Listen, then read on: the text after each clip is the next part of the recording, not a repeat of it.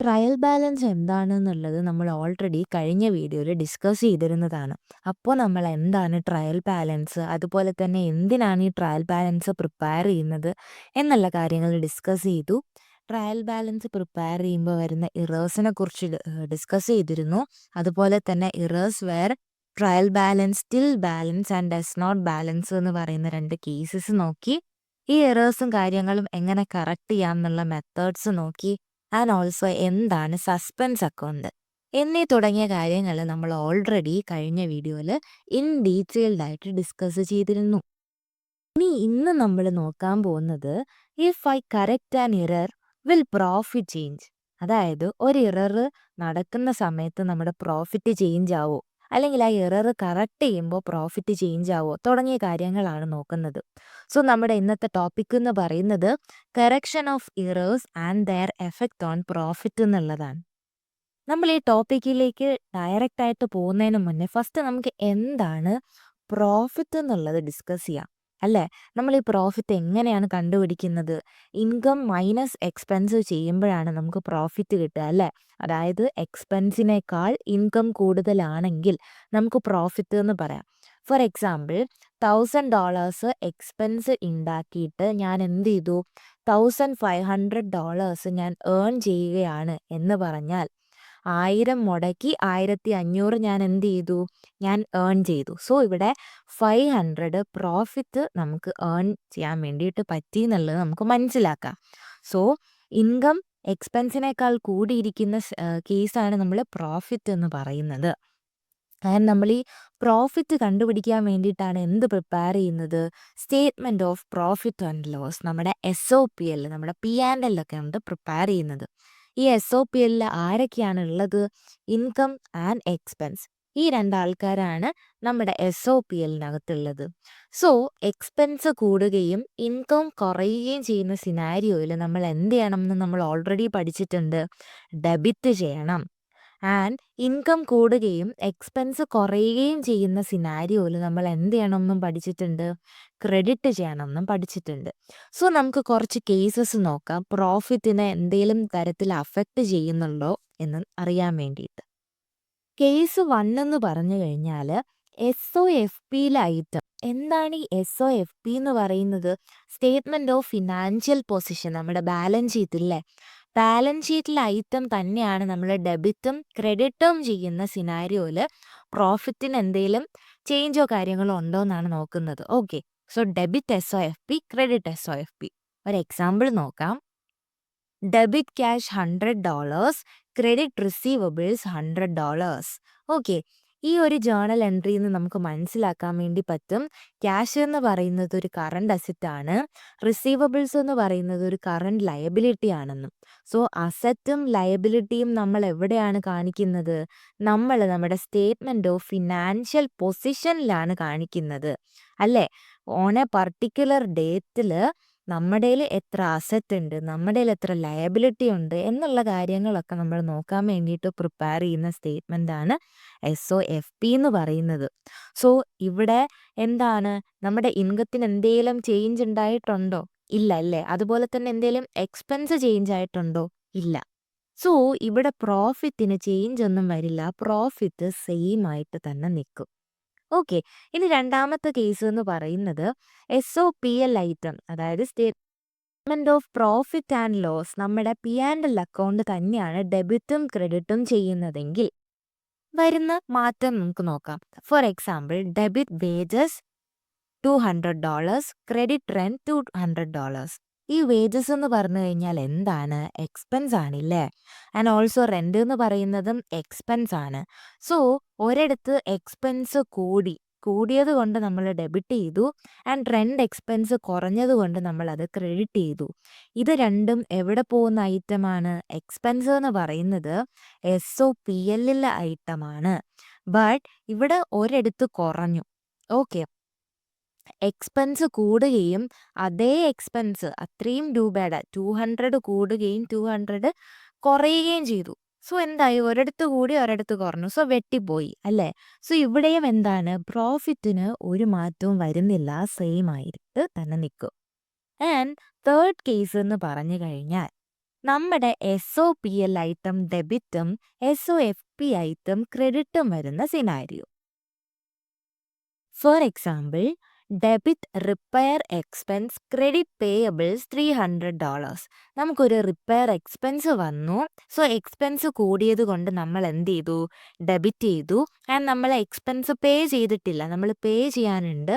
So payables കൂടി, അതുകൊണ്ട് നമ്മൾ ക്രെഡിറ്റ് ചെയ്തിരിക്കുന്നു അല്ലേ? സോ ഒരിടത്ത് എക്സ്പെൻസ് കൂടി ആൻഡ് ഓൾസോ ലയബിലിറ്റിയും കൂടി. ഈ എക്സ്പെൻസ് എന്ന് പറയുന്നത് നമ്മുടെ SOPL പോകുന്ന ഐറ്റമാണ്. ആൻഡ് ലയബിലിറ്റി എന്ന് പറയുന്നത് എവിടത്തെ ഐറ്റമാണ്? SOFP ഐറ്റമാണ്. സോ ഇവിടെ എന്ത് സംഭവിച്ചു? എക്സ്പെൻസ് കൂടി, അതുപോലെ തന്നെ ലയബിലിറ്റിയും കൂടി. നമ്മൾ എന്ത് മാത്രം നോക്കിയാൽ മതി? എക്സ്പെൻസും ഇൻകവും വരുന്ന കേസസ് നോക്കിയാൽ മതി. സോ ഇവിടെ എക്സ്പെൻസ് കൂടി അല്ലേ? എക്സ്പെൻസ് കൂടിക്കഴിഞ്ഞാൽ എന്ത് സംഭവിക്കും? നമ്മുടെ പ്രോഫിറ്റ് കുറയും. ഫോർ എക്സാമ്പിൾ, നമ്മുടെ ഇൻകം എന്ന് പറയുന്നത് ഒരു $500 നമ്മുടെ എക്സ്പെൻസ് എന്ന് പറയുന്നത് ഒരു $200 ആയിരുന്നു എന്ന് വിചാരിക്കുക. ഓക്കെ, ഇതായിരുന്നു നമ്മുടെ ഇൻകവും എക്സ്പെൻസും. സോ അങ്ങനെയാണെങ്കിൽ പ്രോഫിറ്റ് എന്തായിരിക്കും? 500 മൈനസ് 200, അതാണ് 300 എന്ന് പറയുന്നത്. ആൻഡ് നമ്മുടെ എക്സ്പെൻസ് ഇവിടെ കൂടി. ഓക്കെ, എക്സ്പെൻസ് കൂടുക എന്ന് വെച്ച് കഴിഞ്ഞാൽ ഒരു $100 എക്സ്പെൻസ് കൂടി എന്ന് ജസ്റ്റ് അസ്യൂം ചെയ്യുക. സോ ഇപ്പോൾ ടോട്ടൽ എക്സ്പെൻസ് എത്രയായി? 300 ആയി അല്ലേ? സോ ഇപ്പോൾ പ്രോഫിറ്റ് എത്രയുണ്ട്? 500 മൈനസ് 300, $200 പ്രോഫിറ്റ് ഉള്ളൂ. സോ ഇവിടെ എന്താണ് സംഭവിച്ചത്? എക്സ്പെൻസ് കൂടിയപ്പോൾ എന്ത് സംഭവിച്ചു? പ്രോഫിറ്റ് കുറഞ്ഞു. ഇവിടെ 300 ആയിരുന്നു, ഇവിടെ 200 ആയി. സോ പ്രോഫിറ്റ് കുറയുന്നതായിട്ട് കാണാം. സോ ഇതാണ് എക്സ്പെൻസ് കൂടിക്കഴിഞ്ഞാൽ പ്രോഫിറ്റ് കുറയുക എന്ന് പറയുന്നത്. ആൻഡ് നാലാമത്തെ കേസ് നോക്കാം. SOFP ഐറ്റം ഡെബിറ്റും SOPL ഐറ്റം ക്രെഡിറ്റും ചെയ്തിരിക്കുന്ന scenario. Okay, debit cash $400, credit revenue $400. ഇവിടെ എന്താ സംഭവിച്ചത്? നമ്മുടെ ക്യാഷ് വന്നു അല്ലെ? ക്യാഷ് കൂടി. ക്യാഷ് എന്ന് പറയുന്ന ഒരു കറണ്ട് അസറ്റ് ആണ്. ഇതെവിടെ പോകുന്ന ഐറ്റമാണ്? SOFPയിൽ പോകുന്ന ഐറ്റമാണ്. ഇൻകം റവന്യൂ കൂടിക്കഴിഞ്ഞാൽ നമ്മൾ ക്രെഡിറ്റ് ചെയ്യും. സോ ഇൻകം കൂടി. ഇൻകം എവിടെ പോകുന്ന ഐറ്റമാണ്? SOPL. സോ നമ്മൾ ഇവനെയാണ് നോക്കേണ്ടത് അല്ലേ?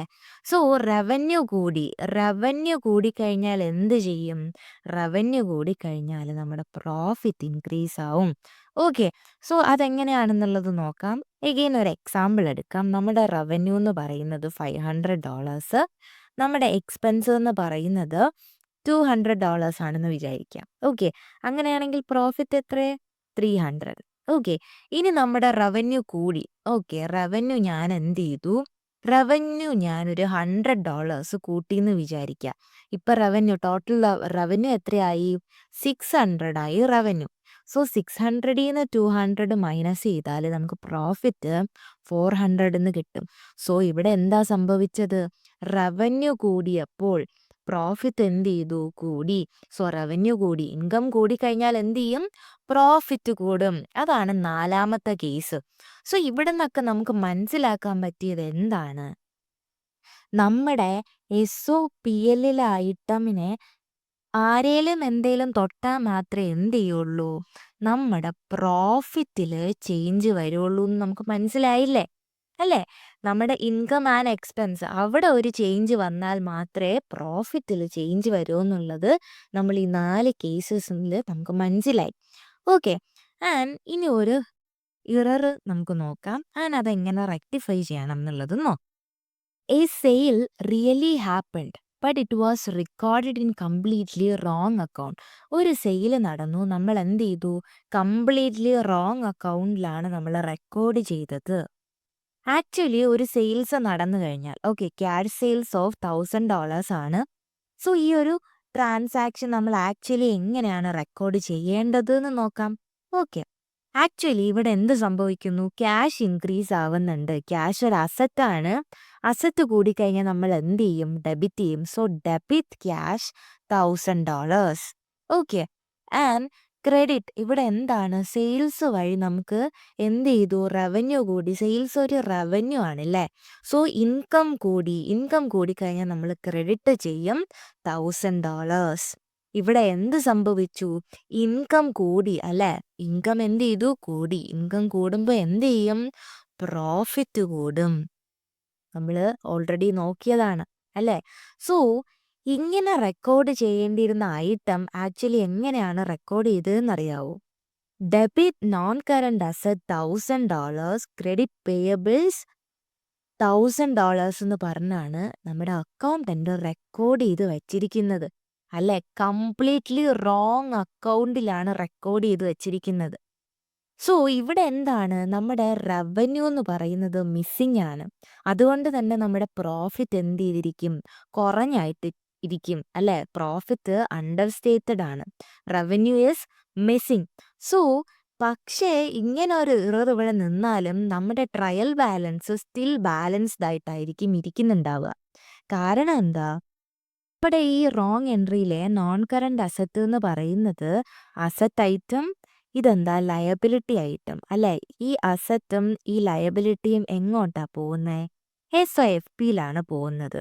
ആൻഡ് നമ്മളിവിടെ ഈ ക്യാഷിന് പകരം അല്ലെ, ഈ ക്യാഷിന് പകരം നോൺ കറണ്ട് അസറ്റ് റെക്കോർഡ് ചെയ്തിട്ടുണ്ട്. ഒരു ഡെബിറ്റ് അവിടെ $1000 വരികയും സെയിൽസ് റവന്യൂവിന് പകരം പേയബിൾസ് എന്ന് പറഞ്ഞിട്ട് $1000 ക്രെഡിറ്റ് എമൗണ്ട് നമ്മുടെ ട്രയൽ ബാലൻസിലേക്ക് പോവുകയും ചെയ്തു അല്ലേ? ഇവിടെ ഒരു 1000ഉം ഇവിടെ ഒരു 1000ഉം വന്നു, എമൗണ്ട് വന്നു. പക്ഷെ വന്ന വഴി അങ്ങോട്ട് ശരിയായില്ല അല്ലേ? സോ അങ്ങനെയാണ് നമ്മുടെ ട്രയൽ ബാലൻസ് സ്റ്റിൽ ബാലൻസ് ആവുന്നത്. നമ്മുടെ എമൗണ്ട് സെയിം ആയാലും നമ്മുടെ ഇവിടെ എന്തുണ്ട്? എൻട്രീസിൽ ഉണ്ട്. സോ വൈ സ്റ്റിൽ നമ്മുടെ ട്രയൽ ബാലൻസ് ആവുന്നതെന്ന് മനസ്സിലായില്ലേ? സോ ഇപ്പോൾ 300 ആയിരുന്നെങ്കിൽ 300 ഈസ് ഈക്വൽ ടു 300 എന്ന് പറഞ്ഞ് കിടന്നേനെ. നമ്മുടെ റവന്യൂ ഇതിനകത്ത് മിസ്സിങ് ആണെങ്കിലും, കാരണം ഐറ്റം എന്താണെടാ? 1000 എന്നും പറഞ്ഞ് ഇതിനകത്ത് ഉണ്ട്. ഈ 1000 എവിടെ നിന്ന് വന്നു എന്നുള്ളതിലാണ് കാര്യം. ഓക്കെ. സോ ഇങ്ങനെ വന്നു കഴിഞ്ഞാൽ നമ്മൾ എന്ത് ചെയ്യണം? ഫസ്റ്റ് റോങ് ആയിട്ട് നമ്മളിവിടെ അസറ്റ് കാണിച്ചിട്ടുണ്ട്. ആ അസറ്റ് നമ്മൾ കുറയ്ക്കണം അല്ലെ? ആ അസറ്റ് നമ്മൾ എടുത്ത് കളയണം. ആൻഡ് ഓൾസോ എന്ത് ചെയ്യണം? ക്യാഷിനെ ഫിക്സ് ചെയ്യേണ്ടതായിട്ടുമുണ്ട്. ഓക്കെ. സോ നമ്മൾ എന്ത് ചെയ്യും? ക്യാഷ് റെക്കോർഡ് ചെയ്യാൻ വേണ്ടിയിട്ട് ക്യാഷ് കൂടി അസറ്റ് കൂടി കഴിഞ്ഞാൽ ഡെബിറ്റ് ചെയ്യും. സോ ഡെബിറ്റ് ക്യാഷ് $1000 എന്ന് പറഞ്ഞ് കാണിക്കും. ആൻഡ് നേരത്തെ ഇവിടെ നമ്മൾ ഡെബിറ്റ് ചെയ്ത് വെച്ച നോൺ കറണ്ട് അസറ്റ് നമുക്ക് എന്ത് ചെയ്യണം? റിമൂവ് ചെയ്ത് കളയണം അല്ലെ? എടുത്ത് കളയണം. സോ ഒരു അക്കൗണ്ട് കളയാൻ വേണ്ടി എന്ത് ചെയ്താൽ മതി? ഇവിടെ ചെയ്തതിൻ്റെ ഓപ്പോസിറ്റ് ചെയ്താൽ മതി. ഇവിടെ ഡെബിറ്റ് ചെയ്തു, സോ അത് കളയാൻ വേണ്ടി നമ്മൾ എന്ത് ചെയ്താൽ മതി? ക്രെഡിറ്റ് ചെയ്താൽ മതി. Credit non current asset $1000. ഇപ്പൊ എന്ത് സംഭവിച്ചു? നമ്മുടെ അസറ്റ് റോങ് അസറ്റ് റിമൂവ് പോയി, ക്യാഷ് നമ്മൾ റെക്കോർഡും ചെയ്തു. ഇനി രണ്ടാമത് നമ്മൾ എന്ത് ചെയ്യണം? ഇവിടെ ഒരു റോങ് ലയബിലിറ്റി ഉണ്ടല്ലേ? റോങ് ലയബിലിറ്റി നമുക്ക് എടുത്ത് കളയണം.